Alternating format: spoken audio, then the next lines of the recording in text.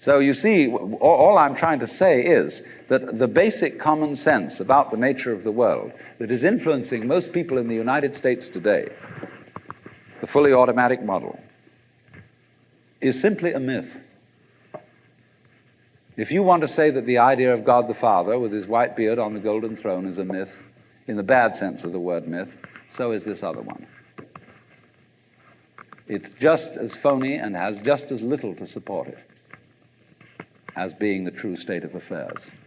Why? And let's get this clear. If there is any such thing at all as intelligence and love and beauty, well, you found it in other people. In other words, it exists in us as human beings. And as I said, if it is there in us, it is symptomatic of the scheme of things. We are as symptomatic of the scheme of things as the apples are symptomatic of the apple tree or the rose of the rose bush.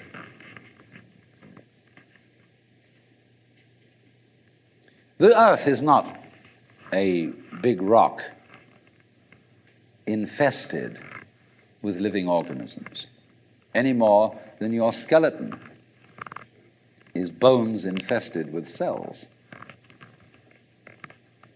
The earth is geological, yes, but this geological entity grows people.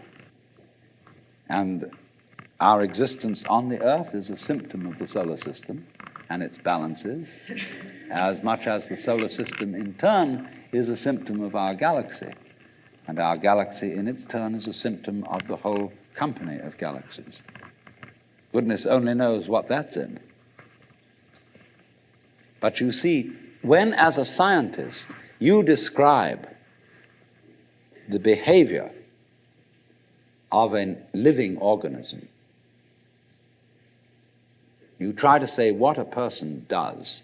It's the only way in which you can describe what a person is. Describe what they do. Then you find out that in making this description, you cannot confine yourself to what happens inside the skin. In other words, you can't talk about a person walking unless you start describing the floor. Because when I walk, I don't just dangle my legs in empty space. I move in relationship to a room. And so in order to describe what I'm doing when I'm walking, I have to describe the room. I have to describe the territory. So in describing my talking at the moment, I can't describe this just as a thing in itself because I'm talking to you. And so what I'm doing at the moment is not completely described unless your being here is described also. So if that is necessary, if in other words, in order to describe my behavior, I have to describe your behavior and the behavior of the environment, it means that we've really got one system of behavior. That what I am involves what you are. I don't know who I am unless I know who you are. And you don't know who you are unless you know who I am. There was a wise rabbi once said, if I am I because you are you, and you are you because I am I, then I am not I and you are not you. In other words, we are not separate. We define each other. We're all backs and fronts to each other. You know, you can't, for example, have two sticks. You lean two sticks against each other and they stand up because they support each other. Take one away and the other falls. They interdepend. And so in exactly that way, we and our environment and all of us and each other are interdependent systems.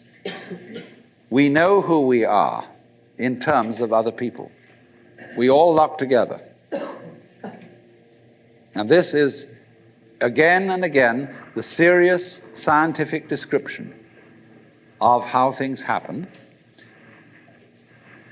And any good scientist knows, therefore, that what you call the external world is as much you as your own body. Your skin doesn't separate you from the world, it's a bridge through which the external world flows into you, and you flow into it. Just, for example, as a whirlpool in water, you could say, because you have a skin, you have a definite shape, you have a definite form. All right? Here is a flow of water, and it suddenly does a whirlpool. And then it goes on. The whirlpool is a definite form, but no water stays put in it. The whirlpool is something the stream is doing. And exactly the same way, the whole universe is doing each one of us. And I see you today, and I recognize you tomorrow, just as I would recognize a whirlpool in a stream. I'd say, oh yes, I've seen that whirlpool before. It's just near so-and-so's house on the edge of the river, and it's always there.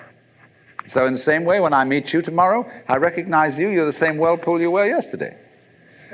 But you're moving. The whole world is moving through you. All the cosmic rays, all the food you're eating, the stream of steaks and milk and eggs and everything is just flowing right through you. When you're wiggling the same way, the world is wiggling, the stream is wiggling you. But the problem is, you see, we haven't been taught to feel that way. The myths underlying our culture and underlying our common sense have not taught us to feel identical with the universe, but only parts of it, only in it, only confronting it, aliens. And we are, I think, quite urgently in need of coming to feel that we are the eternal universe, each one of us. Otherwise, we're going to go out of our heads. We're going to commit suicide, collectively, with courtesy of H-bombs. And, all right, supposing we do, well, that will be that, and there will be life making experiments on other galaxies. Maybe they'll find a better game.